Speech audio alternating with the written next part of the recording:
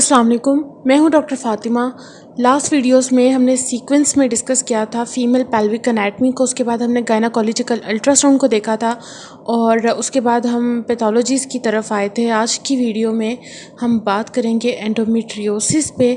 इसकी कुछ जो टाइप्स हैं उसको हम देखेंगे, इसके रिस्क फैक्टर्स को, साइन एंड सिम्टम्स को, पेशेंट क्लिनिकली किस तरह से प्रेजेंट कर रहा होता है और अल्ट्रासोनोग्राफी के हवाले से जो है इसके इमेजेस वगैरह देखेंगे कि इसकी सोनोग्राफिक अपीयरेंस क्या है और उसके बाद हम इसके ट्रीटमेंट को भी डिस्कस करेंगे कि एंडोमेट्रियोसिस में पेशेंट का ट्रीटमेंट किस तरह से किया जाता है, कौन कौन सी थेरेपीज़ यूज़ की जाती हैं। स्टार्ट करते हैं। सबसे पहले हम इसकी डेफिनेशन देखते हैं। सिंपल वर्ड्स में बात करें कि एंडोमेट्रियोसिस होता क्या है।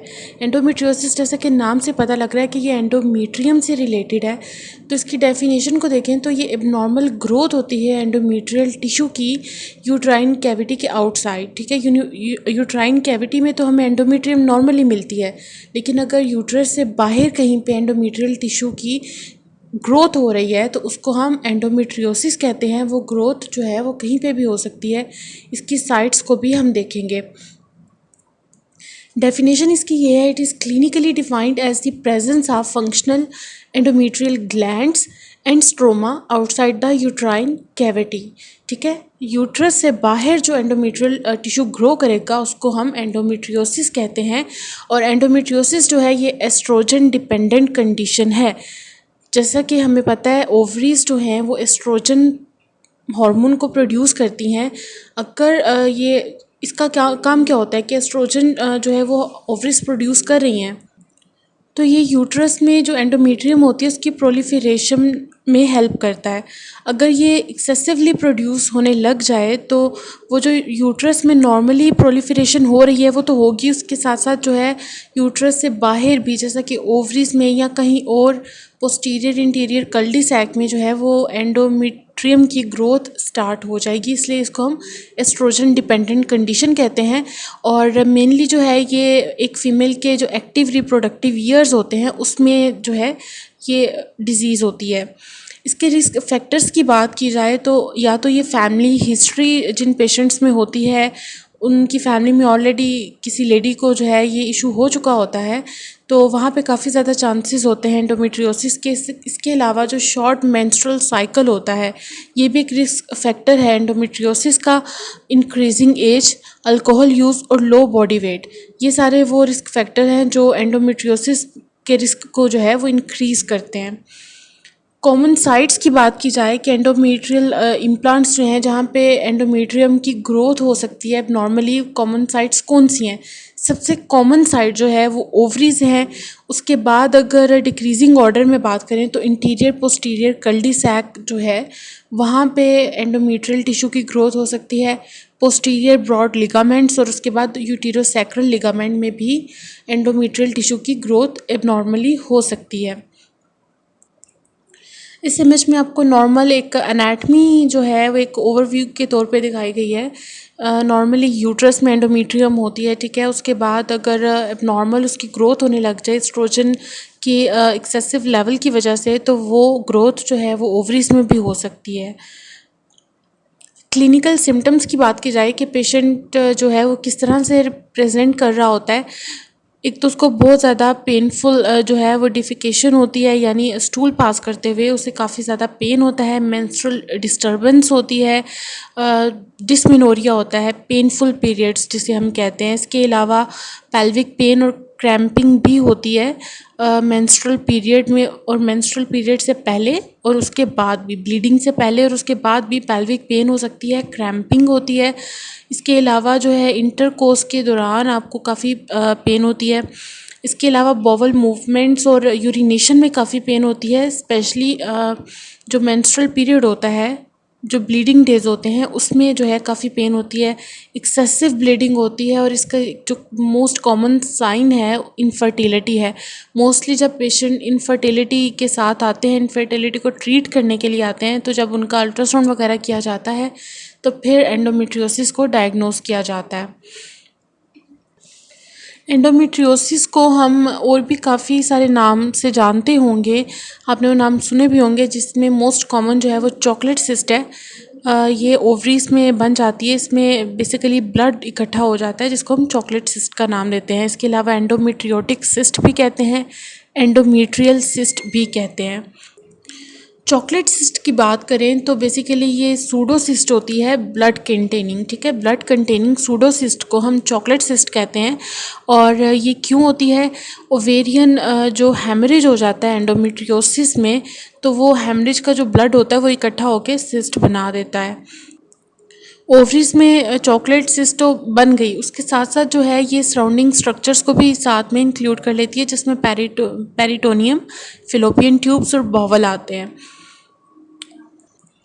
इस इमेज में एक इनलार्ज्ड ओवरी दिखाई गई है जिसका 12 सेंटीमीटर साइज़ है, और इसमें जो ओल्ड ब्लड है उसने इकट्ठा होकर चॉकलेट सिस्ट बना दिया है, या इसको हम एंडोमेट्राइटिस भी कहते हैं, ठीक है।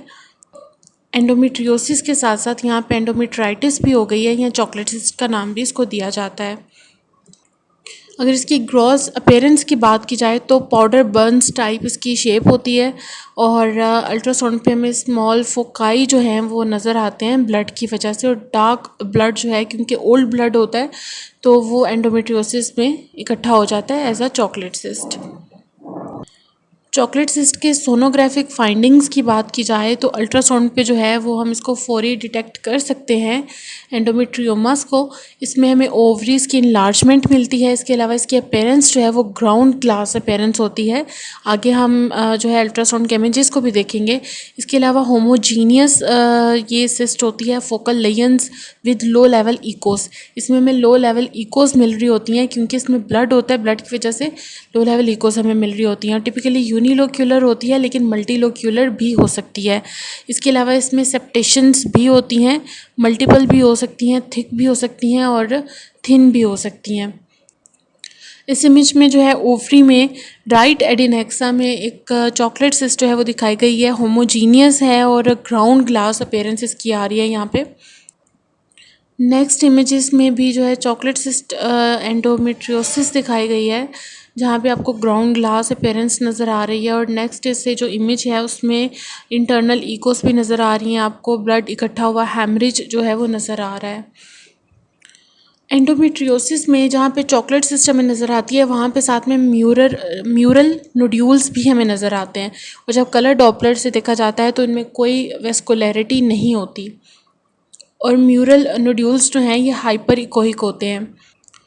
एंडोमेट्रियोमा की एकोजेनेसिटी की बात की जाए तो ये सिस्टिक जो सॉलिड होती है, ये सिस्टिक सेप्टेशंस भी इसमें हो सकती हैं, सॉलिड बिल्कुल हो सकती है, और इसका साइज़ जो है वो वेरी करता है। ये 1 सेंटीमीटर से जो है 10 सेंटीमीटर तक इसका डायमीटर इंक्रीज़ कर सकता है।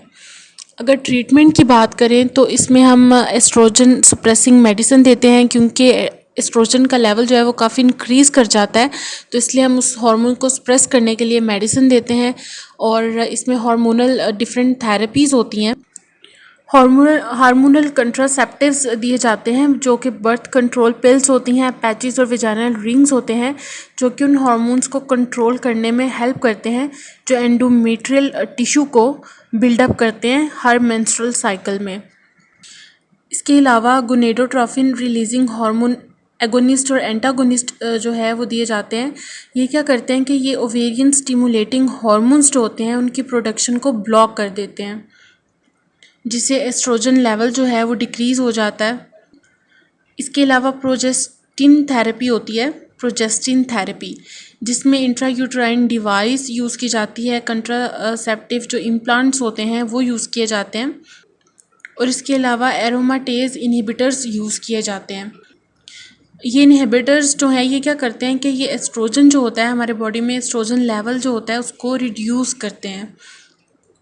बेसिकली जो हार्मोन थेरेपीज़ होती हैं ये जो है वक्ती तौर पे जो है इस कंडीशन को जो है वो वर्स नहीं होने देती हैं, लेकिन जैसे ही हम ये थेरेपीज़ को बंद करते हैं तो उसका रिस्क जो है वो दोबारा से वैसे ही हो जाता है, ये परमानेंट ट्रीटमेंट नहीं होता। और अगर कंडीशन आप ज़्यादा सवेयर हो जाती है तो उसमें हम हिस्टेरेक्टमी कर सकते हैं, और इसके अलावा ओफरेक्टमी कर सकते हैं। हिस्टेरेक्टमी जो है ये रिमूवल ऑफ यूट्रस को कहते हैं, और ओफरेक्टमी जो है ये रिमूवल ऑफ ओवरीज़ को कहते हैं। तो काफ़ी कंडीशंस में हमें सर्जरी की तरफ भी जाना पड़ता है। ये हमारा आज का टॉपिक था जिसमें हमने एंडोमेट्रियोसिस को डिस्कस किया। इसका एक जो है वो ब्रीफ ओवरव्यू लिया और काफ़ी इसकी जो बेसिक इन्फॉर्मेशन थी वो हमने देखी यहाँ पे। इंशाल्लाह नेक्स्ट वीडियोस में मज़ीद जो है वो गायनेकोलॉजिकल पैथोलॉजीज़ को हम डिस्कस करेंगे। मेरे चैनल को सब्सक्राइब कीजिए और मेरी वीडियोस को लाइक कीजिए, शेयर कीजिए। अल्लाह हाफिज़।